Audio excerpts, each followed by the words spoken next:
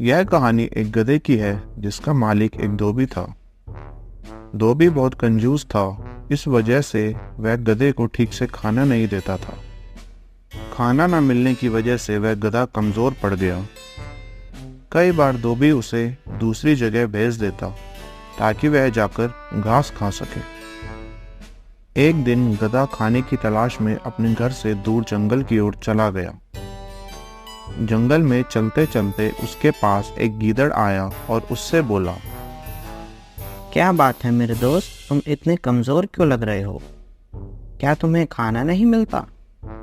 यह सुनकर गधा उदास हो गया और गीदड़ से बोला, मेरे जीवन में बहुत दुख है मेरे दोस्त। मेरा मालिक मुझे ठीक से खाना नहीं देता और इसी वजह से मैं कमज़ोर हो चुका हूँ। वह मुझे यूं ही छोड़ देता है और देखो, आज भी उसने मुझे घास चरने के लिए छोड़ दिया। मैं चलते चलते यहाँ आ गया। यह सुनकर गीदड़ को भी उस गधे पर दया आ गई। तब उसने गधे से कहा, तुम चिंता मत करो, मेरे पास पेट भरने का बहुत ही अच्छा इंतज़ाम है। यहाँ से कुछ ही दूर एक बाग है। उस बाग में स्वादिष्ट सब्जियाँ और फल हैं। वह सब्जी और फल खाकर हम वापस से तंदुरुस्त हो जाएंगे। मैं तो वहीं जाकर अपना पेट भरता हूँ। उस बाग में जाने का एक छोटा सा रास्ता है। चलो आओ, मैं तुम्हें वहाँ लेकर जाता हूँ। गधे को गीदड़ की बात अच्छी लगी और उसे भूख भी लगी थी। इस वजह से वह गीदड़ के साथ बाग की ओर चला गया। चलते हुए दोनों बाग के नजदीक पहुंच गए। फिर गीदड़ ने उससे कहा, अब इंतज़ार की घड़ी ख़त्म हो चुकी है मेरे दोस्त। आज तुम ऐसा स्वादिष्ट और लजीज फल सब्जियां खाओगे जिसे तुमने कभी खाया नहीं होगा। चलो आओ मेरे पीछे, मैं तुम्हें अंदर लेकर चलता हूँ। यह कहकर वह गीदड़ अंदर चला गया और उसके पीछे पीछे गधा भी अंदर चला गया। बाग के अंदर जाते ही गधे ने देखा कि वहां ढेर सारी सब्जियां और फल हैं। दोनों ने मिलकर पेट भरकर खाना खाया और फिर उसके बाद वहां से चले गए। अब वह गधा खुश था, इसलिए गधे ने निर्णय किया कि वह घर वापस नहीं जाएगा और अपने दोस्त के साथ यहीं रहेगा। वे दोनों रोज उस बाग में जाकर अपना पेट भरते थे। दोनों का जीवन अच्छा चल रहा था और गधा तंदुरुस्त हो चुका था। एक दिन दोनों बाग में गए। वहां गधे ने जमकर फल और सब्जियां खाई। उसका पेट इतना भर गया था कि वह अपना होश खो बैठा। तभी उसने अपने दोस्त गीदड़ से कहा, दोस्त, क्या तुम जानते हो, मैं बहुत अच्छा गाना गाता हूँ और मैं तुम्हें अभी गाना गाकर सुनाऊंगा। यह सुनते ही गीदड़ घबरा गया, क्योंकि गधे के गाना गाने से उसकी आवाज बाग के मालिक तक पहुंच जाती। ऐसे में बाग का मालिक दोनों को पकड़ने वहां आ जाता। इसी वजह से गीदड़ ने गधे को शांत कराने की कोशिश की और कहा, अरे मेरे दोस्त, गधे थोड़ी ना अच्छा गाना गाते हैं।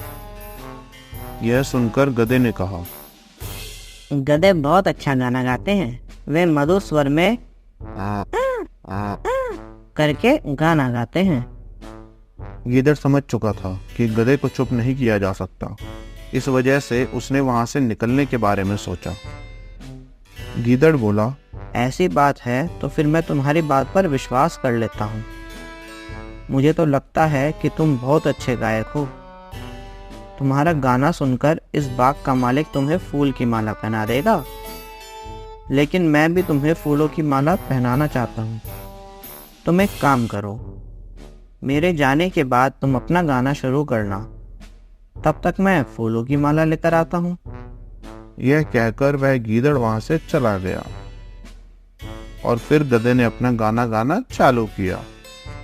उसकी आवाज सुनकर बाग का मालिक दौड़ते दौड़ते उसके पास आ गया।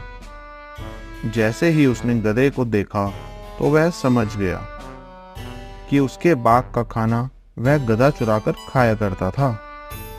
ऐसे में उसने उस गधे की खूब पिटाई की और वहां से भगा दिया।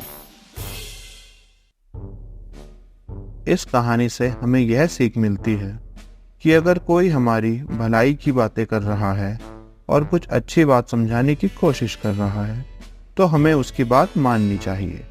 कभी कभी ऐसे लोगों की बात ना मानने से हम मुसीबत में पड़ जाते हैं। इस कहानी में भी गीदड़ ने गधे को अच्छे से समझाया, लेकिन गधे ने गीदड़ की बात नहीं मानी और वह पकड़ा गया।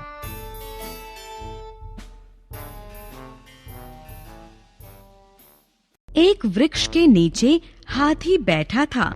तभी वहाँ एक बंदर आया। उसने हाथी से पूछा, बड़े भाई, तुम क्या सोच रहे हो? हाथी ने कहा, मैं सोच रहा हूँ बड़ा और शक्तिशाली होना बहुत अच्छा है। बंदर तुरंत बोला, हाँ हाँ, बड़ा होना तो अच्छा है, पर तेज होना और भी अच्छा है। हाथी ने कहा, नहीं बंदर भाई, मैं तुम्हारी बात से सहमत नहीं हूँ। तेज होने से बड़ा होना ज्यादा अच्छा है। जो बड़ा है वही बड़े बड़े काम कर सकता है, वह शक्तिशाली भी होता है। तभी मैं कहता हूँ बड़ा होना अच्छा है। बंदर ने कहा, नहीं नहीं, जो तेज होता है वह सब काम जल्दी जल्दी कर सकता है। जो बड़ा होता है वह न तो जल्दी जल्दी काम कर सकता है और न शीघ्रता से चल ही सकता है। तभी तो तेज होना बड़ा होने से अच्छा है। नहीं नहीं, ऐसा नहीं है। बड़ा होना तेज होने से अच्छा है। हाथी बोला। दोनों में काफी समय तक बहस होती रही, पर कोई निर्णय नहीं हो पाया। तभी वहाँ एक भालू आया। उसने पूछा, क्या हो रहा है हाथी भाई? हाथी ने कहा, मैं कहता हूँ बड़ा होना अच्छा है। यह बंदर कहता है तेज होना अच्छा है। अब तुम ही बताओ भालू भाई, बड़ा होना अच्छा है या तेज होना? भालू ने कुछ सोचा और कहा, अच्छा देखो, नदी के दूसरी ओर वह बड़ा पेड़ और उसके ऊपर लगा हुआ फूल, जाओ उसे ले आओ। तभी मैं बता सकता हूँ बड़ा होना अच्छा है या तेज होना। हाथी और बंदर दोनों नदी की ओर चल दिए। बंदर तेजी से नदी पर पहुंच गया। नदी में बहुत पानी था, अतः बंदर दूसरी ओर न जा सका। तब तक हाथी भी आ पहुंचा। वह आते ही बोला, अब बताओ बंदर भाई, बड़ा होना अच्छा है या तेज होना? बंदर कुछ नहीं बोला। आओ मेरे ऊपर बैठ जाओ। हाथी ने बंदर से कहा। इस प्रकार वे दोनों नदी की दूसरी ओर उस बड़े पेड़ के पास पहुंच गए। हाथी उस फूल तक नहीं पहुंच सका। बंदर तेजी से फूल तक पहुंच गया। उसने हाथी से कहा, अब बताओ बड़े भाई, तेज होना अच्छा है या बड़ा होना? हाथी कुछ नहीं बोला। बंदर फूल लेकर नीचे आ गया। फिर वे दोनों भालू के पास आए। भालू ने पूछा, इस फूल को पेड़ से कौन लाया? फूल मैं लाया हूँ। बंदर तुरंत बोला, पर तुमको नदी की दूसरी ओर कौन ले गया था? हाथी ने बंदर से पूछा। नदी के दूसरी ओर मैं तुम्हारे ऊपर बैठ कर गया था। बंदर ने कहा। भालू ने हाथी और बंदर से पूछा, अब तुम दोनों बताओ, क्या होना अच्छा है, बड़ा होना, तेज होना या दोनों होना? हाथी और बंदर भालू की बात समझ गए।